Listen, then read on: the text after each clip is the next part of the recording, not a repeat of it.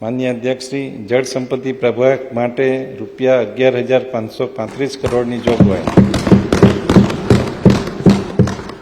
મોટા ડેમથી તળાવો અને ખેત તલાવડી સુધી વિવિધ યોજનાઓ થકી જળ સંગ્રહની કામગીરી પૂરી કરી ગુજરાતે જળ સંચયના ક્ષેત્રમાં નોંધપાત્ર કામગીરી કરી છે. કચ્છમાં નર્મદાના પૂરના વધારાના 1 મિલિયન એકર ફીટ પાણીનું વિતરણ કરવા માટે પ્રથમ તબક્કે 3 પાઇપલાઇન યોજનાના કામો રૂપિયા 4,118 કરોડના ખર્ચે પ્રગતિ હેઠળ છે તથા બીજા તબક્કામાં અંદાજિત 2,255 કરોડની 2 પાઇપલાઇનના કામો આયોજનમાં લીધેલ છે. આ કામો માટે રૂપિયા 2,700 કરોડની જોગવાઈ. નર્મદાના પૂરના વધારાના 1 મિલિયન એકર ફીટ પાણીથી સૌરાષ્ટ્રના 115 જળાશયો જોડવા માટેની સૌની યોજના પૂર્ણતાને આરે છે. તેમાં બાકી રહેલી કામગીરી માટે રૂપિયા 432 કરોડની જોગવાઈ.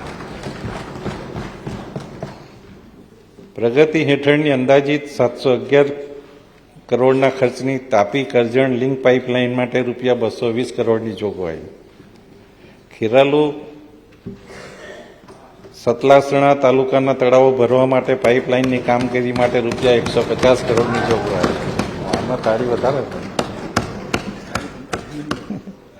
સાબરમતી નદી પર સિરીઝ ઓફ બેરેજની કામગીરી અંતર્ગત ગાંધીનગર જિલ્લાના સંત સરોવર પલાસણા બેરેજની કામગીરી પૂર્ણ થયેલ છે.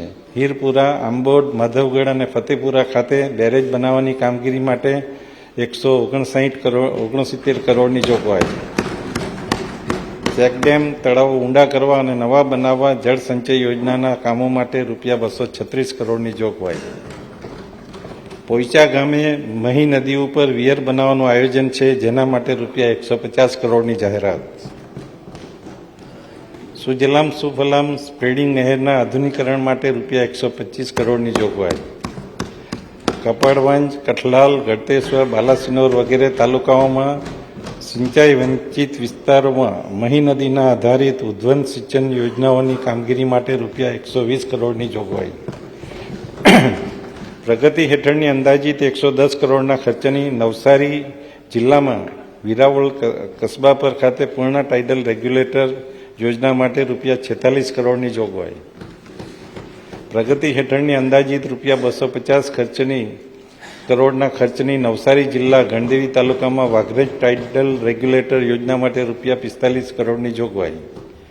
કચ્છમાં મોટા ચેકડેમો, તળાવો વગેરેમાં જળ સંગ્રહના કામો માટે રૂપિયા 45 કરોડની જોગવાઈ.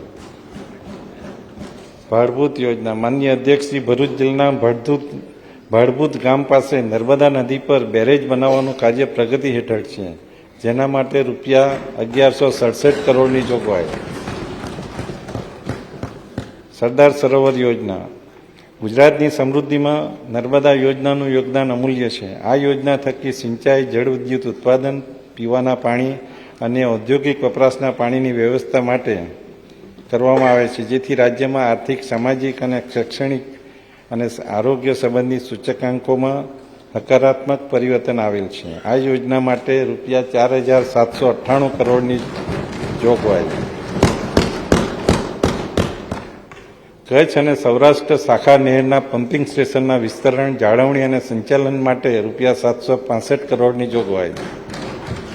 અમદાવાદ જિલ્લાના નળકાંઠાના વિસ્તારમાં સિંચાઈ સુવિધા સુદૃઢ કરવા રૂપિયા 300 કરોડની જોગવાઈ. માનનીય અધ્યક્ષશ્રી, પાણી પુરવઠા પ્રભાગ માટે રૂપિયા 6,242 કરોડની જોગવાઈ. રાજ્યના અંતરિયાળ વિસ્તારથી માંડી શહેરી વિસ્તારોની જળ સુરક્ષા માટે નિયમિત ધોરણે પૂરતા પ્રમાણમાં પાણી ઉપલબ્ધ કરાવવા શરૂ કરેલ વોટર ગ્રીડના સારા પરિણામો મળ્યા છે. આજે વોટર ગ્રીડના કારણે મહિલાઓને દૂરથી પાણી લાવવાની પડોજણમાંથી મુક્તિ મળી છે. સૌરાષ્ટ્ર વિસ્તારમાં પીવાના પાણીની માળખાને સુદૃઢ કરવા અને કેનાલ ઉપરની નિર્ભરતા ઓછી કરવા માટે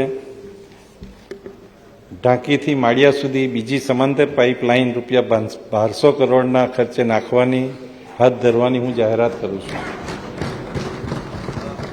નહેરના બદલે પાઇપલાઇનથી પાણી આવશે.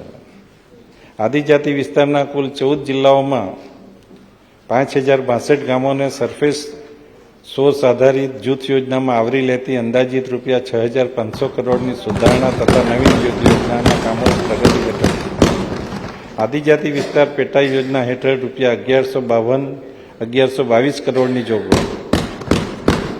ડાંગ જિલ્લાના 276 ગામો તથા 3 તાલુકાનો સમાવેશ કરતી ડાંગ જિલ્લાની જૂથ પાણી પુરવઠા યોજના અંદાજિત રૂપિયા 866 કરોડના ખર્ચે કરવાનો આવ્યો છે.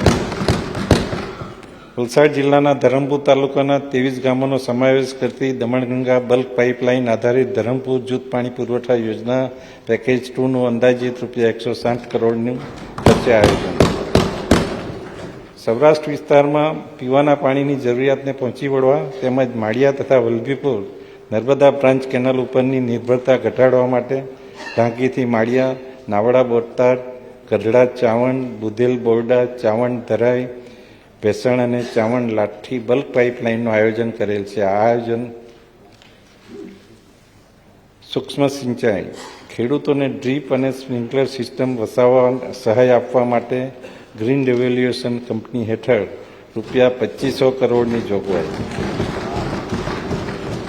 ભારત સરકાર સહાયિત રૂપિયા 750 કરોડની અટલ ભૂજલ યોજના અંતર્ગત સૂક્ષ્મ સિંચાઈ માટે સહાય આપવા રૂપિયા 200 કરોડની જોગવાઈ.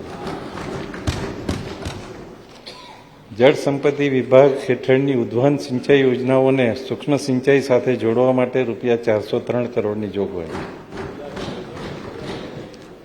વિજ્ઞાન અને પ્રાયોગિકી વિભાગ માટે રૂપિયા 2421 કરોડની જોગવાઈ.